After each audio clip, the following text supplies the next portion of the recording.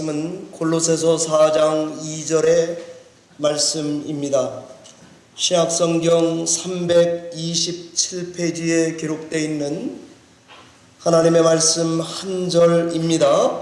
한 목소리로 소리내서 크게 함께 봉독하겠습니다. 읽습니다. 기도를 계속하고 기도에 감사함으로 깨어 있으라. 아멘.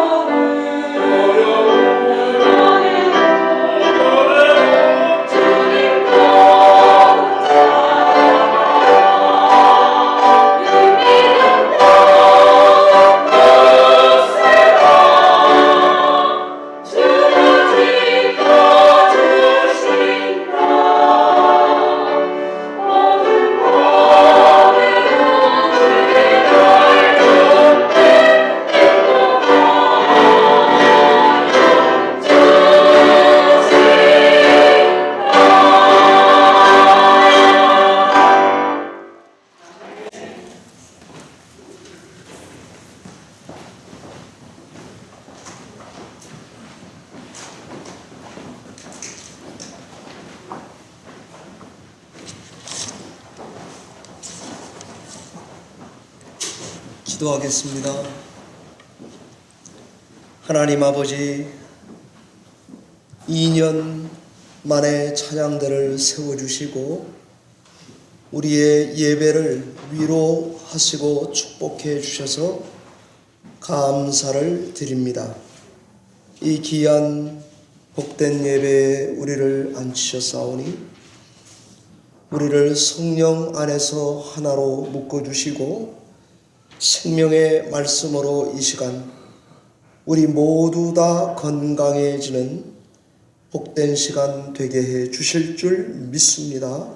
주께 의지하옵고 예수님의 이름으로 감사하며 기도하옵나이다.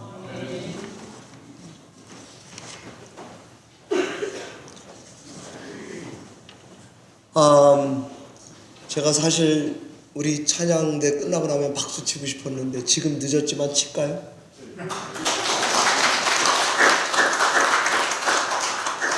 사람에게 못 치냐 그런 생각하지 마시고요.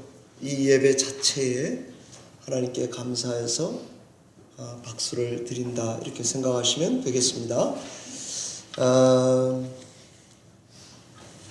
찬양대로 헌신해 주시는 분들께 우리 장로님 벌써 2년 전부터 이제 그만해야 됩니다 이렇게 말씀하셨는데 오늘날까지 이렇게 하셔야 됩니다.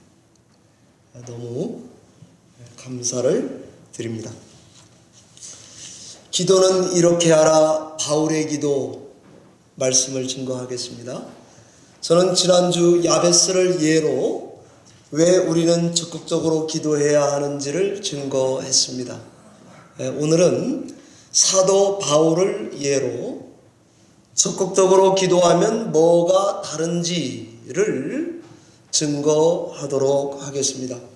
사랑하는 뉴저지 열린문교회 성도 여러분, 제가 설교를 다음 주에는 예수님의 제사장적 기도 요한복음 15, 16장 중에 본문의 말씀을 의지해서 예수님의 기도를 증거하면서 적극적으로 기도해야 합니다 하는 말씀을 마치려고 합니다. 제가 우리 성도님들께서 기도 생활을 말씀 안 해도 늘 다 잘하시는 분들이라고 제가 알고 있지만 이런 말씀을 교회 앞에 하나님께서 주셨을 때는 적극적으로 더 기도해라 이런 걸로 받으셔서 기도의 적극성을 회복하시기를 바랍니다. 적극적으로 기도해야 영성이 영적으로 자라가게 되어 있습니다. 성장입니다. 적극적으로 기도해야 기도가 계속 달라지고 깊어집니다. 그것은 성숙이라고 할 수 있습니다. 적극적으로 기도해야 우리 영성이 계속 성장하고 성숙해 간다 라고 저는 믿습니다. 바울 서신을 읽어보면 사도 바울은 아주 적극적인 기도자였다는 것을 알 수 있습니다. 왠가 하면 바울이 쓴 초창기 편지와 그 다음에 후에 쓴 편지를 비교해보면 그 영성이 점점 깊어져 가고 성장하고 성숙해가는 바울을 볼 수가 있습니다. 이처럼 기도의 적극성과 우리 신앙의 영적 성장이라고 하는 것은 불가분의 관계입니다. 우리도 바울처럼 주 안에서 더 자라가려면 어떻게 기도 생활을 해가야 될까 하는 말씀을 5가지를 증거하겠습니다. 첫 번째, 바울은 타인을 위한 기도를 참 많이 하는 기도자였습니다.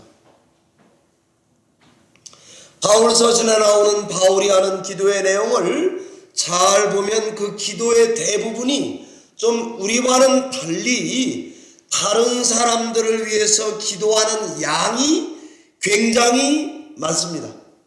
이 말은 바울의 기도는 아주 이타적이었다는 것입니다. 우리는 기도가 어떻습니까? 나를 위해 더 많이 기도하십니까? 아니면 남을 위해 기도를 더 많이 하십니까? 아마 우리 기도 내용의 대부분은 솔직히 남보다는 나를 위해 기도를 더 많이 하실 걸로 사료됩니다. 우린 보통 내 필요, 내 일, 내 문제, 내 마음의 평안, 내 주머니 돈, 이것을 위해 기도하게 됩니다. 우리 기도는 좀 이기적인 경향이 있다면 바울의 기도는 아주 이타적입니다. 우리 기도는 사람 중심적으로 기도가 이끌림을 받는다면 바울의 기도는 하나님 중심적으로 기도를 많이 한다는 말입니다. 이상하게 소극적으로 기도 생활을 하시면 점점점 나 중심의 기도가 많아집니다. 그러나 적극적으로 기도 생활을 하시면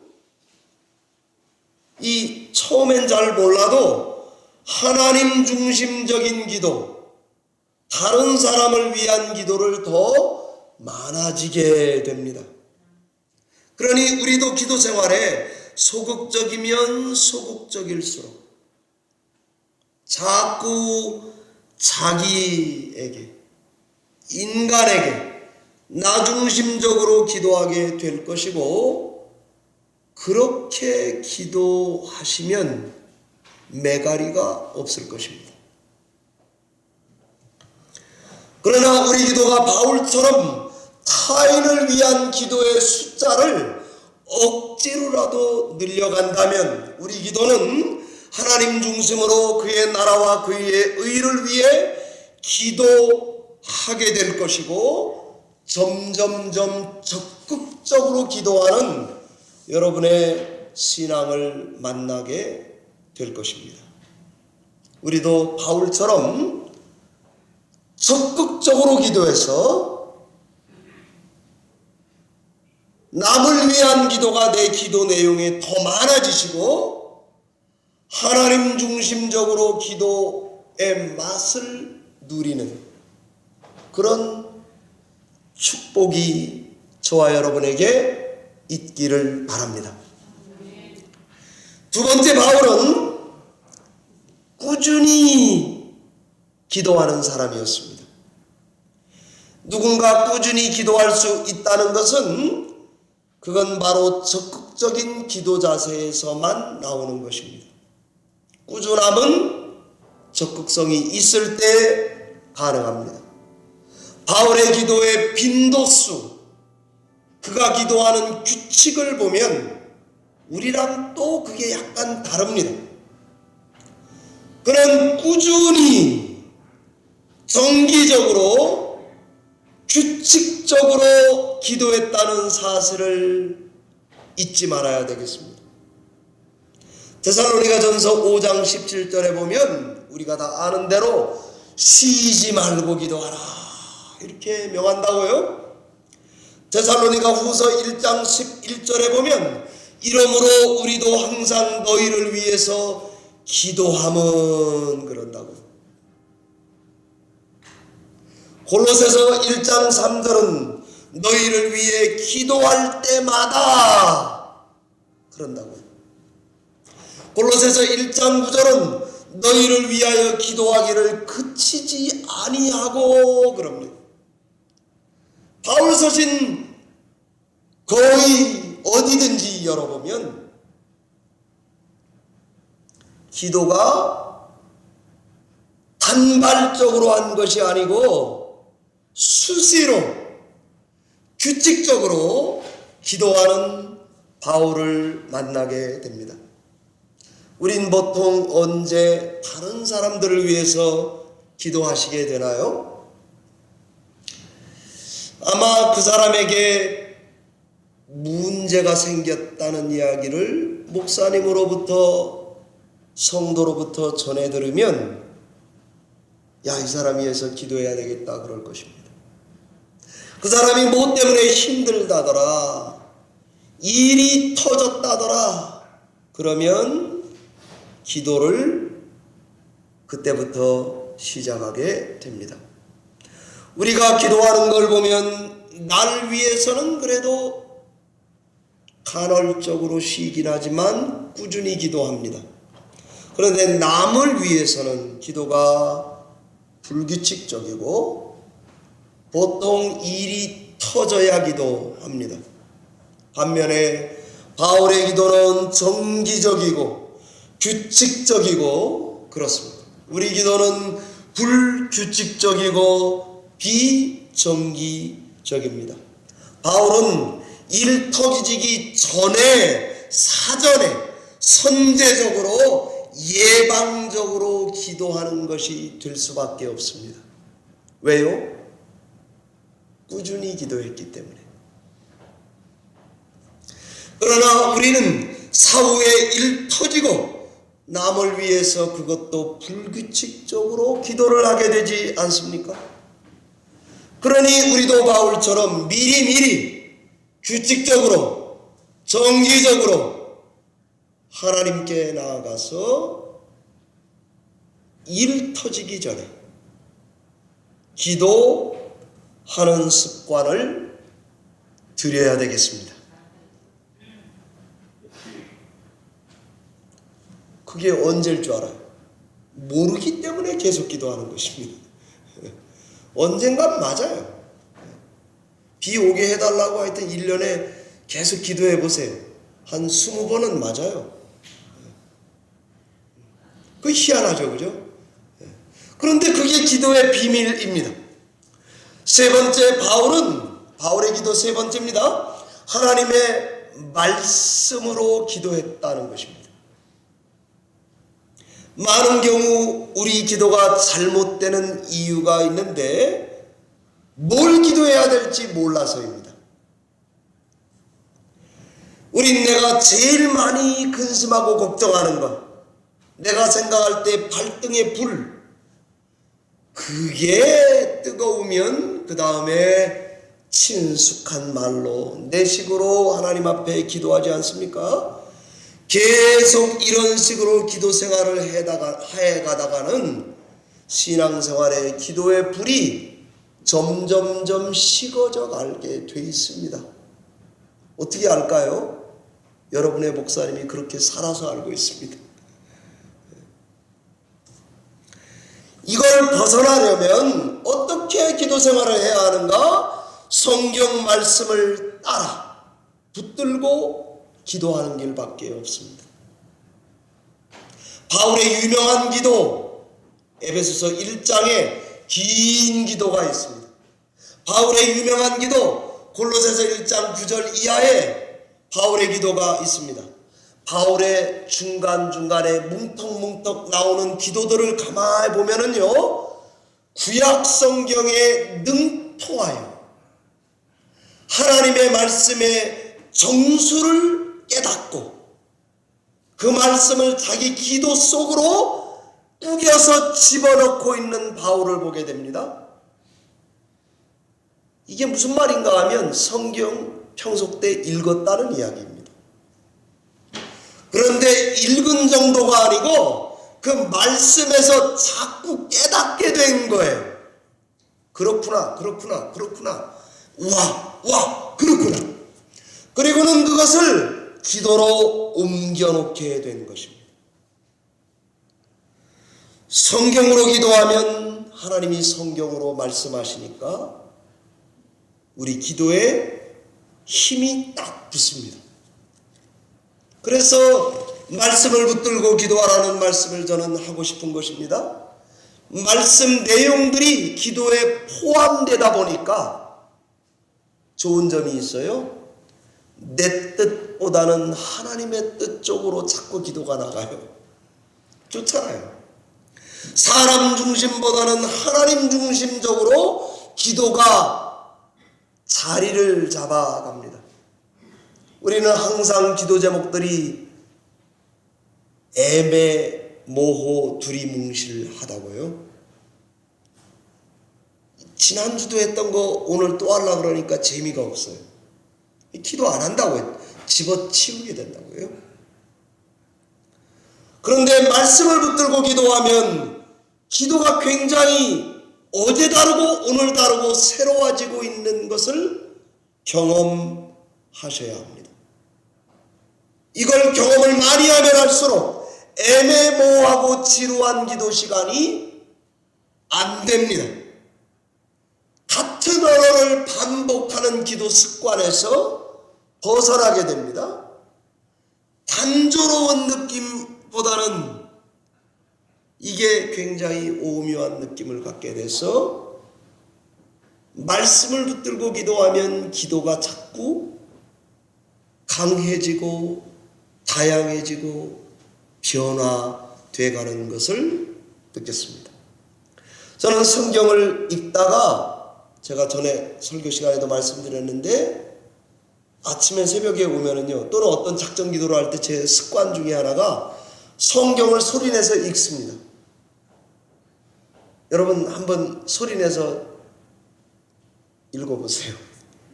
그 다음에 배고프잖아요. 그러면 밥 먹고 또 읽어보세요. 그러면 입으로 소리내서 기도하는 게 굉장히 귀찮고 힘들어요. 그럼 어떻게 바뀌는가 하면 소리는 안 내면서 눈으로 성경 글이 눈으로 올라옵니다. 그러면 입은 닫고 눈으로 읽습니다. 눈으로 읽는 걸 계속 하다 보면 그것이 기도가 됩니다. 그러면 읽는 즉시 그 성경이 기도로 바뀌어요. 그렇게 해보는 거예요. 안 되면 어때요? 뭐 해보다가 또 해보는 거죠. 그렇게 바뀝니다.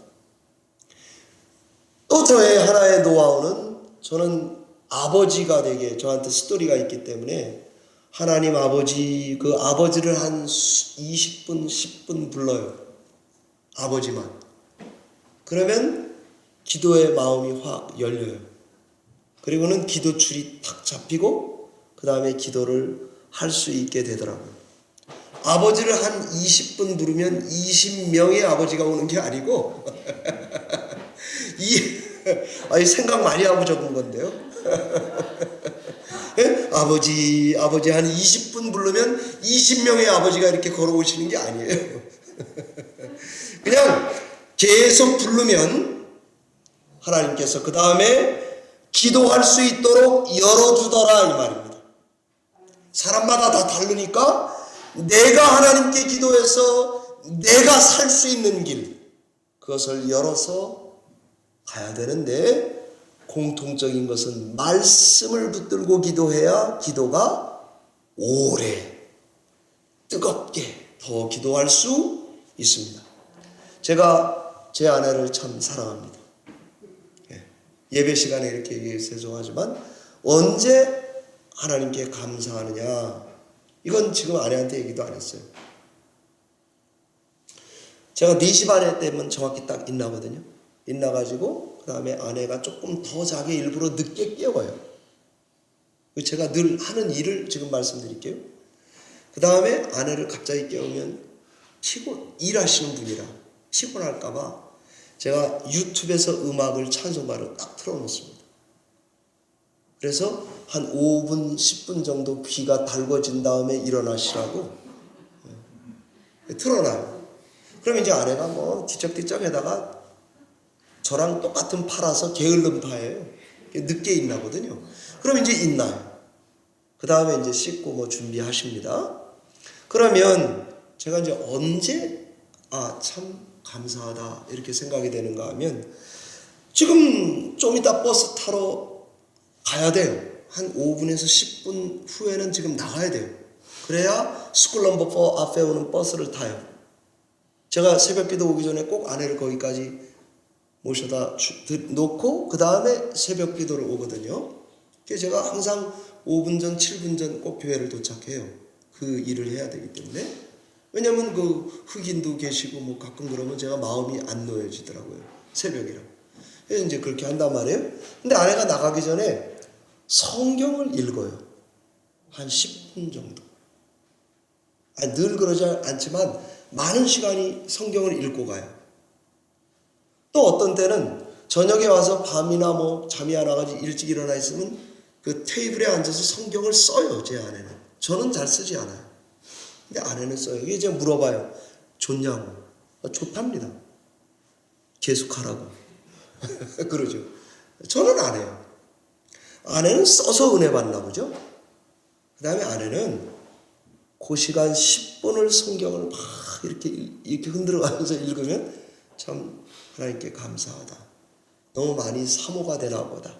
아니, 그러니까 아내가 사모가 아니라 이게 하나님의 은혜가 너무 갈급한가 보다. 예. 일도 하랴 얼마나 참 대견하다. 저는 그냥 뒤에서 그렇게 생각을 했죠. 제가 이거는 자랑 삼아 얘기하는 게 아니고 여러분들도 다 여러분의 나름대로의 노하우가 있을 거예요. 그죠? 그 중에 말씀을 붙들고 기도로 옮겨가신다면 더 기도가 단순화되면서도 깊어지는 힘 있어지는 기도를 경험하게 될 줄로 믿습니다. 새벽 예배 제가 말씀을 준비할 때요, 자기 전에 꼭 저는 본문 말씀을 몇 번 읽습니다. 그리고는 메모를 해요. 근데 제가 요즘에도 계속 그런 체험을 하는데, 말씀을 그 짧은 시간에도 읽고, 하나님 어떻게 해야 돼요? 말씀을 주세요. 이러고 읽잖아요. 그게 참 희한해요. 이게 팍팍 떠올라요. 그러면 적는 거예요. 적어요. 메모를 해요. 근데 어떤 날은 아주 이게 억지로 하게 되거든요. 아니, 교회는 가야 돼요. 지금 설교를 해야 돼요. 여러분도 좀 설교하고 사시면 좋을 것 같은데. 아니, 저는 아주 그게 너무 힘들어요. 어떨 때는 억지로 해요. 근데 제가 하나님께 감사했어요. 왜냐면 제가 받은 복 중에 제일 큰 복은 억지로 말씀을 읽는 복을 받았습니다.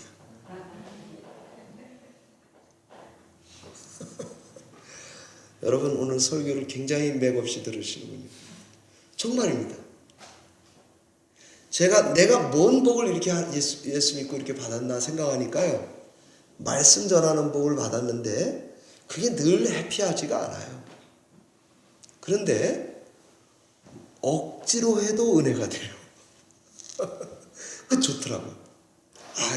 여러분 저를 앞으로 이제 부러워하셔야 될 겁니다.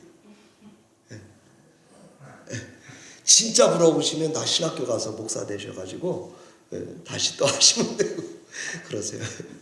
딱 그 딴소리를 또 하시네요. 사랑하는 성도 여러분, 말씀을 읽고 기도로 옮기시기 바랍니다. 이상하게 우리 심령 상태는 일생을 살고 기도하는데도 늘 젖은 장작입니다. 세상은 나의 장작에 늘 물을 뿌려 놓습니다. 이놈의 장작을 어떻게 태울 것인가? 화로 옆에 일단 세워놔야 돼요. 그 다음에 지가 마르면 그 다음에 불쑤시개 집어넣으면 돼요. 하나님 말씀을 계속 읽는 생활을 하시며 기도하시면 여러분의 젖은 장작이 마를 줄로 믿습니다. 그러면 그 다음에요, 말씀을 읽으며 하나님 나 다 젖어 있습니다. 추워 죽겠는데 불은 떼야 되는데 장작이 안 탑니다. 제발 태워 주시옵소서. 이렇게 기도하셔요. 그러면 불이 확 붙어요. 말씀을 읽을 때 그런 일이 일어나요. 그러니까 제가 오늘 이 바울의 기도 중에 세 번째 바울 기도에서 배우는 말씀은 하나님의 말씀을 붙들고 기도하시라고 권면하고 싶습니다. 네 번째입니다. 바울은 영적으로 기도하는 자였습니다. 사랑하는 성도 여러분, 영적으로 기도한다는 말이 뭘까요? 우리 교회에서 하도 그 말을 많이 목사님들도 쓰고 저도 많이 쓰거든요. 영적으로 기도한다는 말이 뭘까? 영적으로 기도한다니까 신앙적인 것만 기도하면 영적인 거로 기도하는 걸까? 아니면 세상적이고 물질적인 것은 떠나서 기도하면 영적인 기도일까? 아닙니다. 영적으로 기도한다는 말은 제가 성경을 배우고 나니까 우리 기도 생활이 성령에 의해서 이끌림을 받게 되면 그것이 영적으로 기도하는 것인 줄 믿으시기 바랍니다. 하나님의 일, 하나님의 성령께서 우리를 기도로 하도록 인도해 가시면, 그래서 기도하면 영적으로 기도하게 돼 있습니다. 영적으로 기도하게 된다는 말은 우리 기도를 이끄는 힘이 성령이 이끌어 가도록, 하나님의 은혜가 이끌어 가도록 기도 생활을 한다는 말입니다. 제가 언제가 말씀드린 대로 여러분, 성경에는 은혜라는 말이 자주 나옵니다. 그런데 성경에 보면 은혜와 짝을 이루어서 나오는 단어들이 많아요. 은혜와 평강, 은혜와 진리, 은혜와 평강, 이런 말씀들이 굉장히 많이 나온다고요. 베드로후서 3장 18절에 보면 주 예수 그리스도의 은혜와 그를 아는 지식, 진리 안에서 자라가라, 그렇게 나온다고요. 고린도전서 15장 9절은 제가 성경 구절을 지금 잘못 얘기했습니다. 하여튼 은혜와 평강이란 말은 여러분 바울 서신에 보면 앞부분에도 그렇게 나오고 편지 맞을 때도 그렇게 많이 나와요. 그래서 이 성경을 연구하시는 분들이 왜 은혜가 꼭 앞에 나오나, 이것을 성경 연구하는 분들이 해결을 했어요. 왜 은혜는 꼭 앞두방치에 나오나? 은혜와 평강, 은혜와 지식, 은혜와 진리, 왜 이런 식으로 나오나? 그것은요, 이름을 붙였는데 Transforming Grace라고 붙였습니다. 뭔가 하면 하나님의 은혜가 성도의 앞에 가는 거예요. 성도는 뒤따라가요. 그러니까 평강은 은혜의 결과로 와요. 진리는 어떻게 깨닫는가? 하나님이 은혜 줘야 진리를 깨달아요. 예수를 아는 지식은 어떻게 늘어나는가? 하나님의 은혜를 받아야 지식이 늘어나요. 그래서 Transforming Grace라고 했습니다. 우리가 기도 생활이 바뀌려면, 나의 신앙생활이 성령이 이끄는 대로 신앙하려면 은혜가 이끌어가도록 신앙생활을 하시면 되는 것입니다. 바울이 고린도전서 15장 9절에 이렇게 고백합니다. 나는 사도 중에 가장 작은 자입니다. 에베소서 3장 8절은 모든 성도 중에서 지극히 작은 자보다도 더 작은 나, 이렇게 표현합니다. 디모데전서 1장 15절은 죄인 중에서 내가 우두머리 죄인, 대빵 죄인, 그렇게 자기 자신을 낮춰서 표현합니다. 여러분, 고린도전서는 AD 57년에서 58년경에 기록됐을 것으로 봅니다. 에베소서는 AD 61년에서 62년쯤에 기록됐을 것입니다. 디모데 전후서는 AD 65년에서 66년에 기록된 걸로 봅니다. 이게 무슨 말입니까? 10년에서 15년 사이에 바울이 하나님의 은혜의 이끌림을 받아서 자기 자신을 굉장히 험불하게 보고 있다는 것입니다. 바뀌어가고 있다는 이야기입니다. 신앙이 성장해 가고 있다는 이야기입니다. 여러분 중에 혹시 기도할 때 고민이 왜 나는 맨날 같은 기도를 하나, 그런 분이 계실지 몰라요. 저도 그 고민을 참 오랜 기간 했거든요. 그럴 때는 회개를 많이 하면 됩니다. 회개를 많이 하면 기도 표현과 내용이 달라져 갑니다. 그렇게 바뀌시면 될 것입니다. 영적으로 기도할 때만 가능합니다. 성령이 이끄실 때 가능합니다. 은혜가 앞장서실 때만 가능합니다. 그래서 이것을 transforming grace라고 해야 맞습니다. 영적으로 기도하시게 되면 이런 신앙의 변화가 있습니다. 신앙이 추상적이 되지 않고 실제적이 됩니다. 실용적입니다. 뭘 이야기해도 구체적입니다. 항상 언어가 살아있습니다. 생생정보통입니다. 그러면 그의 기도 속에서 하나님의 역사가, 일하심이 여러분의 기도를 들으면 생중계가 됩니다.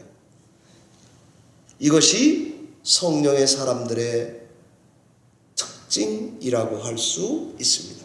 여러분, 요즘에 우크라이나 전쟁 중에 제가 인상적인 평이 있어서 말씀드려 보겠습니다.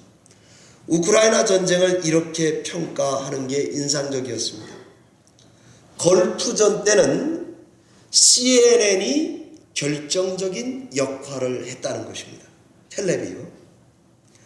아랍의 봄 이라크나 아프가니스탄 전쟁 때는 페이스북이 결정적인 전세를 바꿔놓았답니다. 그런데 지금 우크라이나 러시아 전쟁에는 SNS 중에 텔레그램 또는 틱톡이 전세를 결정적으로 바꿔놓고 있다는 이야기를 하더라고요. 왜냐? 미국의 CNN이나 MBC, ABC에서 종군 기자를 현장에 파송하면 이틀 걸린답니다. 그래서 마이크 잡고 현장에 가서 생생한 거 취재하면 이미 이틀 늦었어요. 그런데 현장에 있는 우크라이나 주민들이 포탄이 떨어지면 그걸 스마트폰으로 찍어서 바로 틱톡에 올려요. 그러니까 이제 메인 방송들이 종군 기자가 필요 없고 그 나라 사람들 중에 모든 백성이 다 기자예요. 그래서 그 사람들이 틱톡에 올린 거를 메인 방송국의 기자들이 앉아가지고 컴퓨터에서 수집을 해요. 그리고 그걸 짜집기 해가지고 어제 이런 일이 일어났다더라. 그러고 보고해요. 그래도 하루 늦습니다. 이게 무슨 말인가 하면은요, 우리 시대가 우리도 모르게 이렇게 많이 바뀌어 있어요.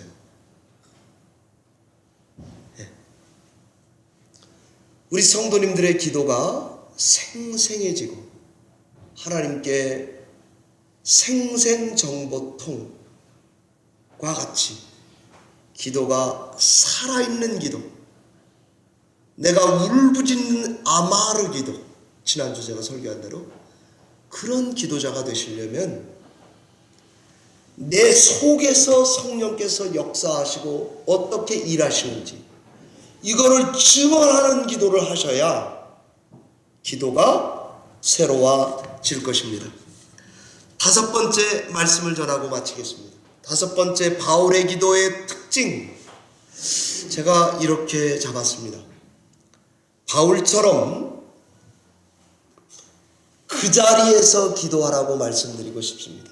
이 말이 무슨 말인가 하면은요, 기도는 즉시 하는 습관을 들이셨으면 좋겠습니다. 골로새서 1장 9절 14절처럼 다른 사람을 위해 기도하는 중에도 내가 성장할 수 있는 방법은 즉각 기도하는 것입니다.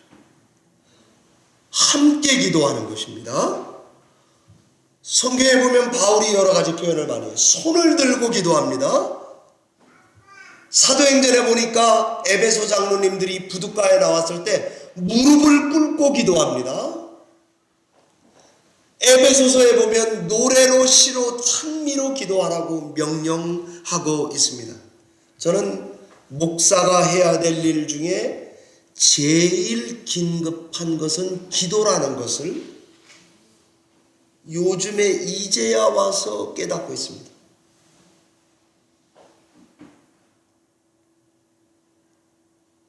지난주까지는 몰랐던 것 같아요. 기도하는 게 뭐 별건가? 내가 기도했다고 그러고 거짓말하면 되지. 이렇게 생각되실 수도 있죠. 그런데 기도하는 게 굉장히 중요하고 꼭 실천해야 되는 일이라고 하는 것을 하나님이 저에게 자꾸 부담을 줘요. 기도 한 걸로 치고 넘어가시면 안 됩니다. 밥 먹을 때 살짝 조금 길게 기도한 거 가지고 땜빵 하시면 안 됩니다. 늘 하나님 앞에 좀 많은 시간을 내서 기도해야 합니다. 일을 다 시작할 때도 기도하지만 마칠 때도 그렇게 해야 된다고 가르쳐 주시는 것 같습니다. 적극적인 기도자가 되려면 즉각 기도하는 것을 실천하시는 여러분들 되시기 바랍니다. 제가 얼마 전에 우리 최윤 집사님과 점심 식사를 했어요. 소문난 집에서. 근데 집사님께 뭐 조그만한 화분을 하나 사서 드리는데 제가 꼭 가기 전에 이제 기도를 했단 말이에요. 뭐라고 하나님께 기도했는가 하면 하나님 오늘은 내가 보낼 때 꼭 기도하고 보내는 걸 잊지 말게 해 주시옵소서. 기도하고 만나서요. 시금치 조개탕을 먹고 나니까 다 잃어버렸어요. 갈 때 고개는 90도 숙이는데 기도는 빠이빠이. 제가 이번에 또 집에 와가지고 또 가슴을 쳤어요. 너는 언제 목사 되려고 그러냐. 제가 제 자신한테 어떻게 이렇게 말을 안 듣나 몰라요. 어떻게 이렇게 정신 못 차리고 살아 몰라. 그래서 제가 집사님은 좋은 동생 만나고 갔겠구나. 주일학교 애들한테도요 장학금 교회에서 천불 준다고요. 그죠? 제가 꼭 기도하고 있는 게 있어요. 하나님 이걸 줄 때 꼭 마지막에 테이블에 앉아서 기도하게 해 주시옵소서. 근데 가끔 잊어요. 이렇게 시자를 길게 해도. 근데 아니 교회에서 성도들이 헌금 지금 장학금을 전달하는데 어떻게 기도를 안 하고 주냐고요. 그 목사 정신 나간 목사예요. 제가 좀 자학적인 얘기를 그렇게 하자면 그래요. 그러니까 이게 무슨 말인가 하면 성도는 즉각 기도하는 거예요. 바울도 그렇게 기도를 많이 해요. 무슨 소식을 들어요. 빌립보 감옥에서.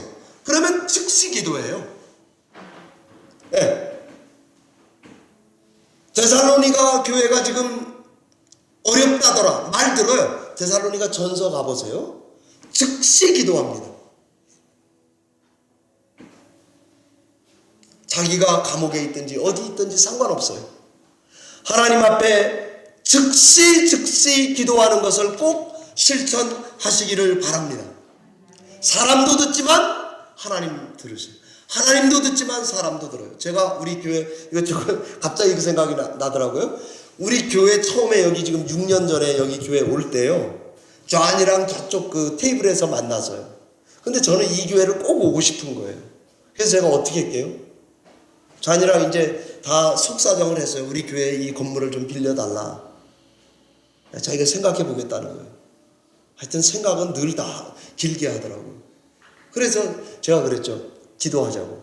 제가 영어 잘 못하잖아요. 근데 기도로 하나님 저 안의 마음을 움직여 주셔서 이 건물을 주실 줄로 믿습니다. 그랬더니 이 좌안이 아멘 이러는 거예요. 그래서 내가 끝나고 나서 그랬죠. 너 아멘 했다고.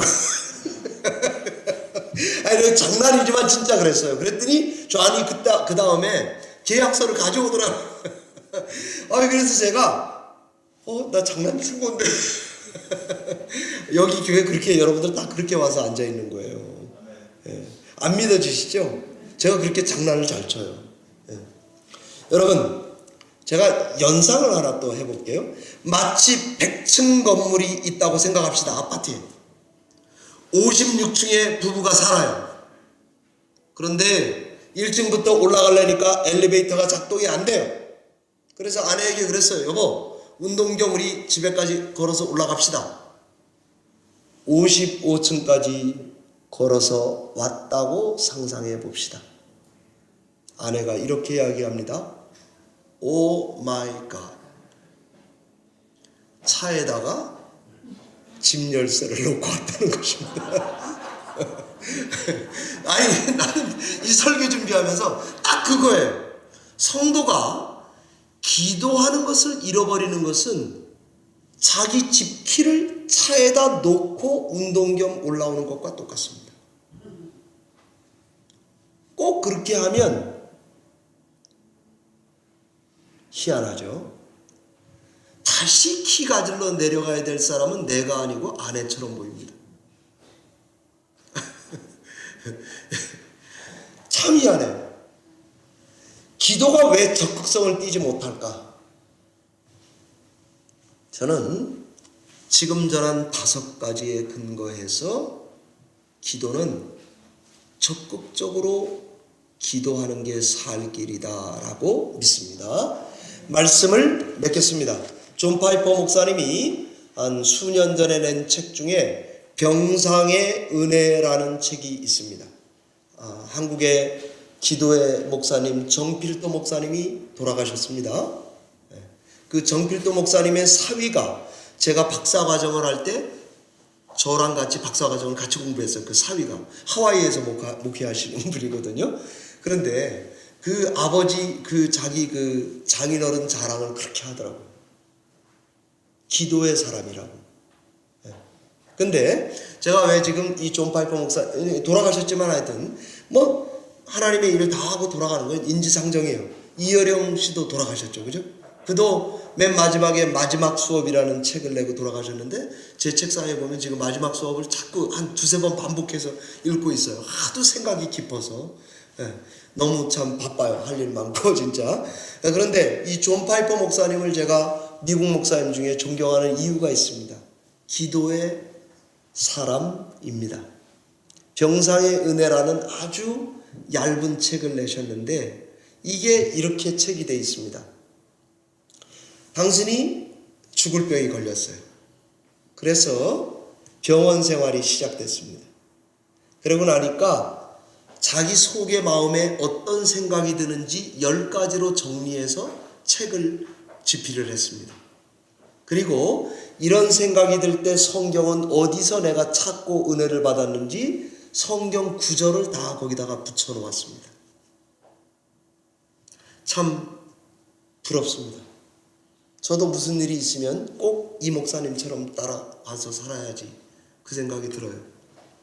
그리고는 10가지 제안을 합니다. 제가 빨리 읽을게요. 시간이 없으니까. 첫 번째, 의료진과 병원 행정에 불만을 품지 마시라. 두 번째, 병원 소음에서 말씀으로 영적 평안을, 병원이 시끄럽더라도 말씀으로 내 평안을 지켜라. 세 번째, 텔레비전 꺼라. 네 번째, 병실, 네 옆에 병실 환우를 위해서 같이 기도해라. 다섯 번째, 통증이 밀려오면 말씀을 계속 내 영혼에게 선포하라. 여섯 번째, 가족과 친구의 도움을 청해서 소통해라. 일곱 번째, 병원 생활하면은 볼품없어 보이는 외모 때문에 예민해지지만 그래도 사람을 잘 대하라. 여덟 번째, 참혹한 죄란 병에서 구원받는 참혹한 죄에서 구원받는 게 병에서 구원받는 것보다 더 큰 거라는 것을 알라. 제가 이거 영어로 봐서 좀 잘 번역이 안 되네요. 9번째, 예수님을 존귀하게 끝까지 여겨라. 10번째 이렇게 말하고 있습니다. 쉬지 말고 적극적인 기도자가 되라 되어 있습니다. 사랑하는 성도 여러분, 기도의 적극성을 회복하시고 성령의 또 은혜의 이끌림을 받으시면서 살아있는 기도 생활 실천하시기를 축원합니다. 기도하겠습니다.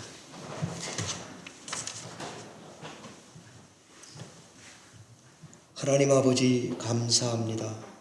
저희들이 하나님 앞에 참 어리석고 늦게 깨닫고 자존심 세고 시간이 지날수록 악하고 하나님 앞에 정결하지 못하고 게으르고 핑계대고 하나님의 말씀을 가까이 두지 않고 살아가는 우리 자신을 봅니다. 하나님, 우리 기도에 젖은 장작 같은 우리 기도에 불을 붙여 주시옵소서. 말씀을 읽는 중에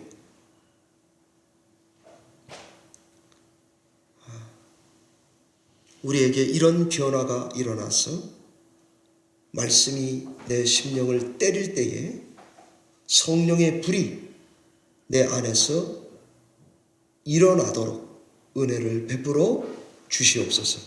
그래서 적극적인 기도자가 되도록 하시고 우리의 기도가 다양하고 깊고 능력 있고 힘 있어서 하나님 중심적이고 규칙적이며 항상 기도하며 우리의 신앙의 변화가 계속적으로 일어나는 성장과 성숙을 주시옵소서. 주께 의탁하옵고 예수님 이름으로 감사하며 기도하옵나이다. 아멘.